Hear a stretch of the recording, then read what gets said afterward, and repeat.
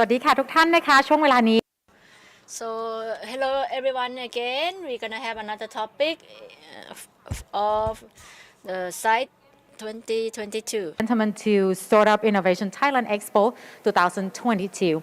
So up next, we are going to hear from our distinguished speaker are going to deliver in the topic of the future cities Singapore development after crisis. Thank you very much once again for our distinguished speakers to joining us for this event. So we have an honor to have Strategy and Insight Lead Arab Austral Asia, Bryce Richard. Please welcome.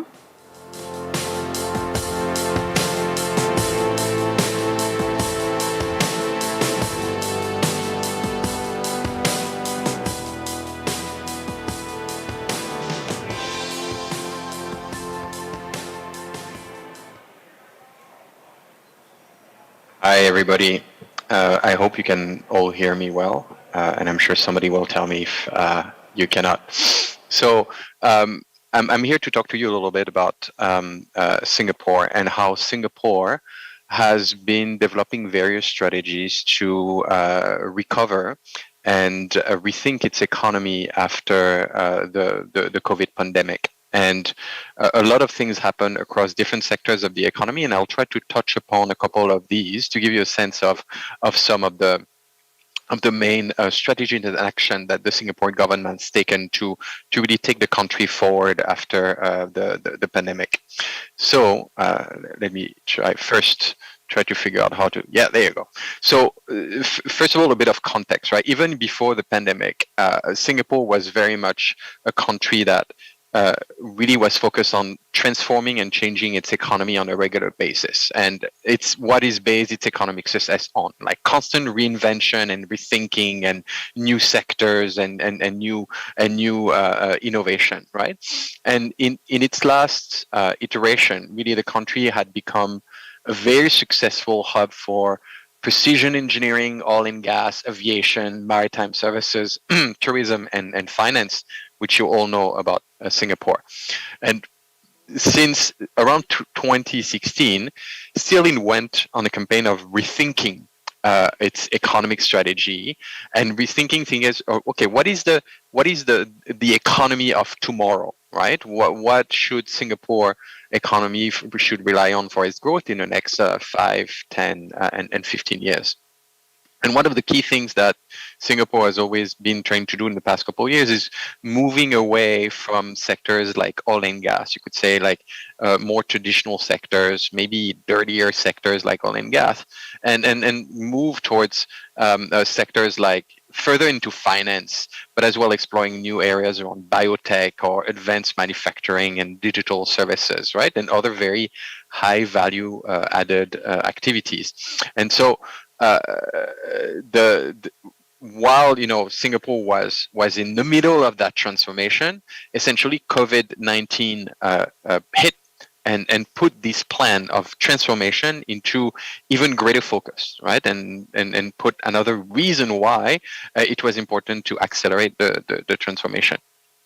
And so, like almost every country in the world, COVID-19 really disrupted Singapore economy because it disrupted Singapore really depends on global supply chain. There were a lot of services such as tourism and food and beverage and construction that really the Singapore economy heavily relied on, of course, that were disrupted by COVID pretty heavily. And Singapore being a small country, its economy is actually quite concentrated on a couple of sectors as opposed to, you could say, bigger economies. And so essentially entire sectors that are very important to the Singapore economy got very disrupted. And the Singapore government really maintained its economy afloat through a lot of direct public intervention, using a lot of public money to support job support schemes and temporary bridging loan programs and recovery grants for companies that basically couldn't pay their bills during that, and with the goal of as you say, maintaining the economy going while the country was basically on circuit breaker for 1 year, around 1 year and a half, right? And so you had a lot of you could say measures that companies and people had to follow through in order to slow the spread of the pandemic. And so as a result of all that, I mean, you can see that, of course, like every country in the world, the Singapore's GDP like took a fairly significant dip in mid 2020, but overall, you see that there has been a recovery and a stabilization, and all the way to the point that now, actually looking to 2021, when you see Singapore GDP growth, there's been the economy is it's on its way back to growth and is looking at a much rosier outcome when it comes to the future of its economy, right? But that doesn't mean necessarily that all the pain from COVID has disappeared. It doesn't mean that all the industries in Singapore have completely recovered and haven't been affected at all by COVID. There's actually a lot of industry that are still going through the transition and still trying to learn to operate under a new set of rules, right? And so, as such, there's a couple of important strategies that the Singapore government took already a couple of years ago, but this keeps on deploying nowadays, whose main goal is to rethink a little bit how the Singapore economy, what the Singapore economy is going to rely on as a future a growth engine and job creation engine, right? And so they developed a future economic strategy, as I mentioned to you, that really is looking at the new sectors and how can we transform our old industry into new competitive industries. And there's a lot of very interesting things happening there. Of course, a lot of industries had to go through industry transformation roadmaps that were essentially led and deployed by the government and the various Singapore government agencies. And these industry transformation roadmaps were all about, okay, how do we change our old industries? How do we make them more competitive? How do we use digital? How do we use AI and data to make our industries more performing, more productive, more competitive, right? And be it real estate or mobility or a whole range like manufacturing, essentially every industry is looking at an industry transformation roadmap that it needs to go through in order to become more competitive. But then at the same time, the story of Singapore recovery is not only a story of technology and becoming competitive, it's also a story of the Singapore government taking the opportunity to make the economy greener. And Singapore really believes that the green economy is actually probably one of the major economic opportunities for the country going forward. And as you know, Singapore has put together a green plan cutting across all sectors of the economy where they're like, okay, well, we need to decarbonize, we need to use our resources more effectively, we need to reduce waste. How can these activities actually contribute to the GDP of our economy? How can they create jobs? They are not all costs. They're also an opportunity for our economy to grow, right? And they make a big bet. And the Singapore Green Plan is at the helm of this transformation. And that green plan is actually only one of the green plan that has been developed and formulated by the Singapore government. You have other plans such as a zero waste master plan that is looking at waste and circular economy. You have green building master plan and super low energy master plan that are looking at how to make buildings super efficient in the future and how to build in a greener way. You've had as well the department agency of Singapore URA that is trying to think about how we can design the city in a much greener way. So the future, the way Singapore is leveraging COVID is not only to make its economy, you could say, more competitive, but also how to use green and sustainability as a key driver for GDP growth and job creation growth, which is very interesting. And those commitments, by the way, are increasing by the day. That is, Singapore has been strengthening its commitment to reduce not only greenhouse gases, but other types of harmful chemical for the atmosphere, like hydrofluorocarbons. They actually increased recently their carbon prices. They announced new 2050 net zero targets. So these commitments to be green are actually increasing day by day in Singapore. And the government has always played in Singapore a role of setting the example, where in Singapore they say, okay, the government needs to, they have this concept called PSTLES, which is the public sector taking the lead in environmental sustainability, which is essentially saying that the government should act as a role model for the rest of the economy to actually adopt greener practices and go through a green transition, which is quite good. And the funny thing is, there is already a lot of plans that have been put in place by the various Singaporean agencies on how to green different sectors of the economy, from tech and media to ICT to construction to transportation to energy, all of those things. So those plans are well underway, and now the Singapore government is trying to think about, okay, how can we implement those plans? How can we make the economy greener? What kind of economic opportunities are gonna arise on top of that? What kind of new skills, etc., etc. And actually, I'll mention that to you a little bit later at the end of the presentation.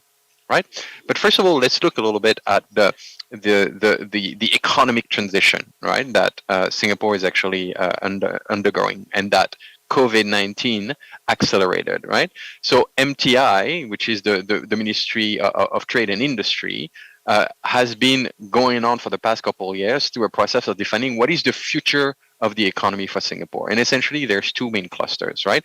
One, they really want to what they call rejuvenate existing industries. That is, take these old industries that have been existing in Singapore for a very long time and make them more competitive through R&D and new digital services and technology, etc., etc. Another portion that they are also looking at is, okay, investing in new sectors. So sectors that didn't necessarily exist already in Singapore, but the country believes it can be essentially the future, and really wants to develop a competitive positioning when it comes to those things, right? And these elements, which is both transformations and new sectors, MTI is looking at it across all the main, you could say, clusters or sectors of Singapore's economy that are especially important, like manufacturing and built environment, trade, domestic services, professional services, and lifestyle. And they've identified a whole range of industries that and practices that they want to use to modernize Singapore economy, right? So, for example, let's look at healthcare. They're saying, okay, let's transform healthcare to healthcare assistive technology, but as well start developing new industries and services around remote healthcare, senior care services, and biomedical sciences, which are more emerging sectors that were not necessarily present in Singapore before. So this whole mapping right now is a bit of the mapping of the key industries that Singapore is betting on for the future of its economy, and what it's hoping these sectors could basically help the country grow quite healthily and recover from the COVID pandemic slump. And so there's been, like, one of the outcome of these very ambitious plan has been like an ecosystem of industrial parks that have been popping up, and either they already exist, or they are planned, or they are being rejuvenated. Some old parks are actually being modernized across the island. And here's like a map of some of the industrial parks that are right now existing in Singapore. As you say, it's everywhere. And a lot of them have very specific focuses, like Seletar Aerospace will be focused on aerospace industry. Lorong Halus Industrial Park is going to be about like food, lifestyle, and logistics. One North is really going to be focusing on biomedical science and ICT. So you see that every cluster has a bit of its flavor, and the goal is really to create that network and that ecosystem of industrial park that together will provide like a very competitive blanket of industrial places that the economy will be able to rely on. And a lot of, as you say, like a lot of these clusters actually focus on very different aspects of these digital transformation that I mentioned to you across those different sectors, right? So they're spreading, you could say, their innovation bets and their industrial estates based on different focuses that they want to have, and they want to make sure that they're touching upon a lot of the topics that I mentioned to you a little bit earlier. And as part of that, the government not only is making a huge bet in research and development, and has been earmarking billions and billions of dollars as part of their budget to research and development, with the goal of really putting and keeping Singapore at the head of the knowledge economy by developing very, very specific, you could say, points of experience and expertise along the lines of what I showed you a little bit before, right? And so there's notably a program called RIE 2025, which has been earmarking $25 billion over the next 5 years purely on R&D, right? And so that's pretty massive.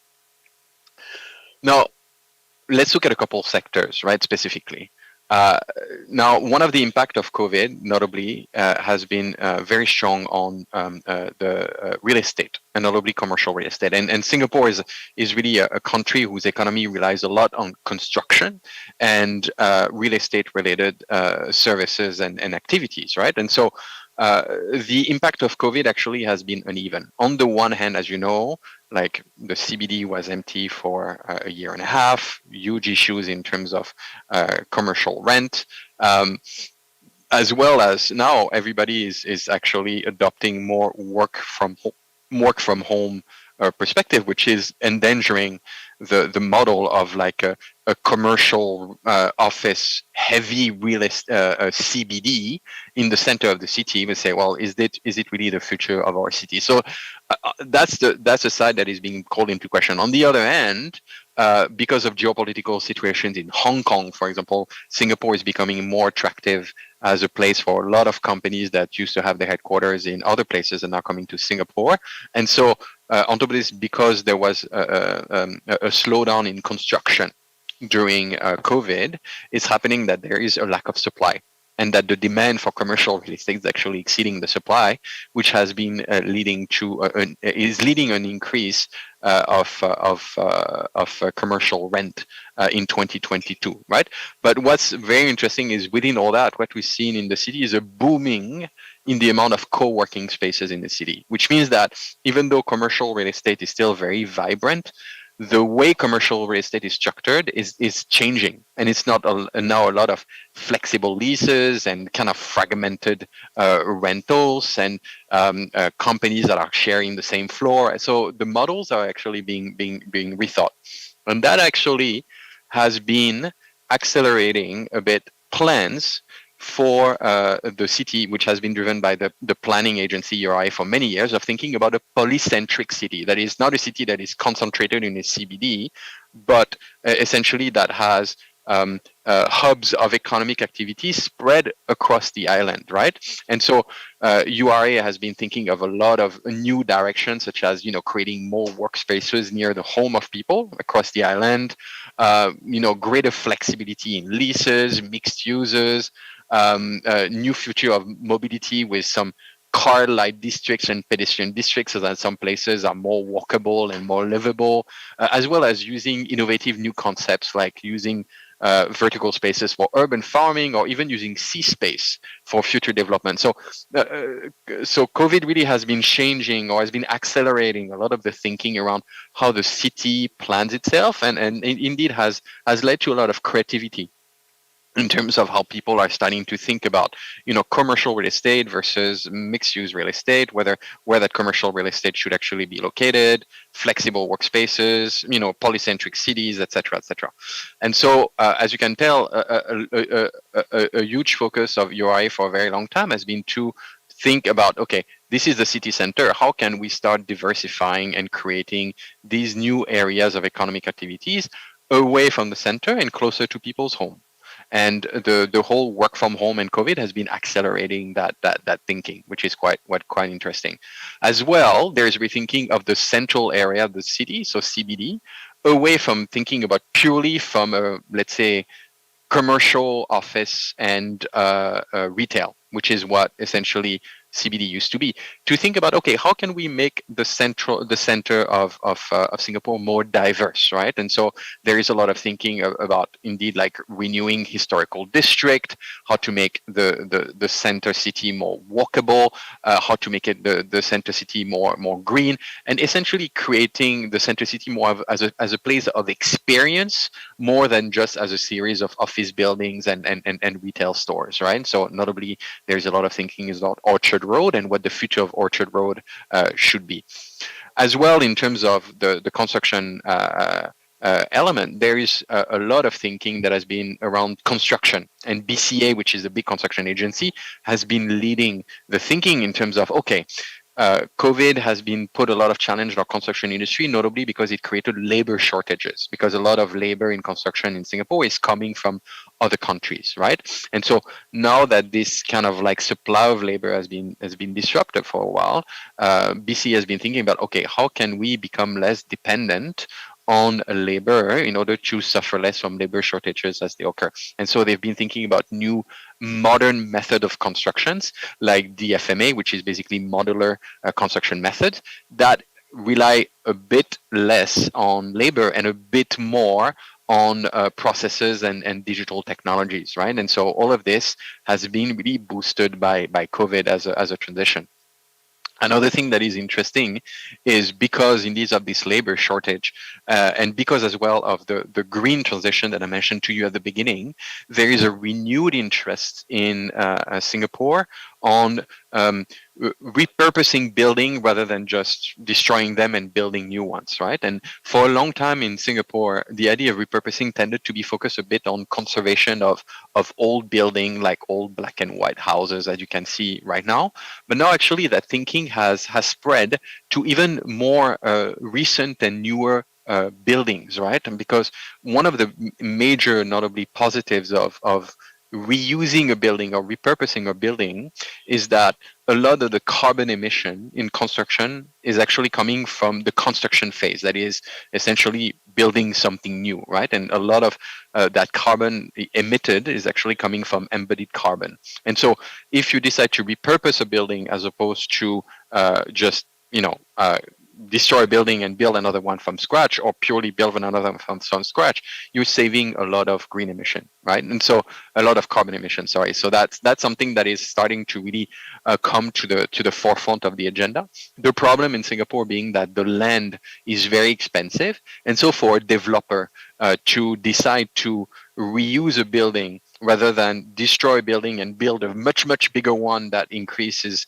you could say, GFA and hence the potential monetization from that building, there is a lot of conversation that are happening to change that equation, right? And to say, well, no, it makes sense to repurpose, and there are new incentive programs, and how can we incentivize you to repurpose as opposed to rebuild new? All of this is essentially has been fueled by that COVID transition, which is quite interesting. Now, of course, I don't think you can talk about the impact of COVID without about talking about the impact of COVID on tourism. And the impact of COVID on tourism in Singapore, like all the other countries in the region, has been massive. A drop of 88% from 2020. So that's just wiped out the entire industry. And considering that Singapore really has been like a hub for business and leisure travel, and it's like a huge source of income, around 4% of GDP before COVID-19, it is a significant impact on the economy and the type of revenue generated out of that, right? Now, the Singapore has been reopening like a lot of other countries, right? And this year has been hosting several 25,000 plus attendee MICE events, right? And at the same time, the government has, put on several support measures to allow the industry to retain like core capabilities, and they've been using like licensee fee waivers and rental waivers, as well as some vouchers for populations to actually visit Singapore, which has helped the economy sort of survive, right? However, it's very unlikely that the volume of arrival in Singapore is going to be back to pre-pandemic level until at least 2023, notably because the source of a lot of these visitors is actually coming from China and Southeast Asia, which basically are still not necessarily opening up as much as 2019. There's still some process to go through, and so it's going to take a while before the same flows of visitors return. And one of the big bets, essentially, that Singapore is making is on top of course, MICE and business tourism, hoping that it will rekindle, is also betting on sustainable and wellness tourism. And STB has developed a destination sustainability strategy and roadmap for the tourism sector with a huge focus on environmental sustainability and sustainable management, where now a lot of hotels actually have to abide by sustainability standards for the design and construction, but as well as providing new green experiences like farm-to-table dining experiences, with the aim of turning Singapore into a green tourism hub, right? Which I think is a strategy that a couple of tourism-led countries in the world are actually adopting. Right. And the final element that I just mentioned very quickly, because we've been working with the Prime Minister's office on that one, is there is a huge focus in Singapore on the green economy. And the green economy is essentially, new green activities that potentially can drive the future economic growth of Singapore. And we've been working last year with the Prime Minister's office on developing what a green economy for strategy for the country could look like. And essentially, the project focused on three main questions. The first one is, what is the green economy, which is a very good question and maybe one that you're asking yourself. And so to really help first, like the Prime Minister's office understand what is the green economy, we really focus on defining, what outcomes should a green economy achieve? Should it achieve like carbon reduction or waste reduction, or making the economy, you could say, safer from the impact of climate change, like heat and rising seawater, etc., etc.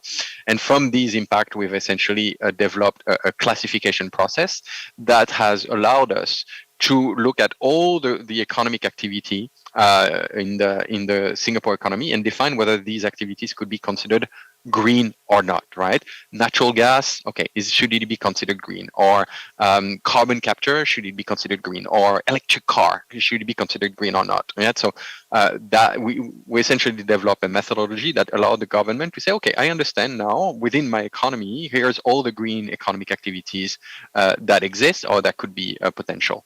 And based on that, then that allowed us to quantify the size of the green economy for Singapore. So what we use is various scenarios based on, future global commitments to net zero and various natural and technological conditions to come up with a conservative scenario, baseline scenario, very optimistic scenario, and essentially tell them, listen, the green economy, these activities that we told you, in the future, they are going to be having adding this much to your GDP, and they're going to be creating this many jobs, right? And of course, I cannot share the numbers here. These are confidential. But what I can tell you is these numbers were substantial, right? And so, really showing that the green economy is a huge opportunity, and actually not only for Singapore but Thailand as well. For like a lot of countries, especially in the region, the green economy is a massive opportunity for economic growth in the future. Right. And the last question that we answered for the government was indeed, in this huge list of potential green economic opportunities, what are the couple ones that the country should focus on because it had a particular advantage or it aligned well with Singapore's strength in the world, right? And so we spent some time looking at all of these economic activities. We identified 14. And based on this 14, we essentially developed a very specific strategy plan to tell you this is how you can capture essentially these green opportunities. So I'll be wrapping this up by saying, as you can tell, COVID has had a lot of effects across the Singapore economy, affecting a lot of sectors in a very, very deep way, right?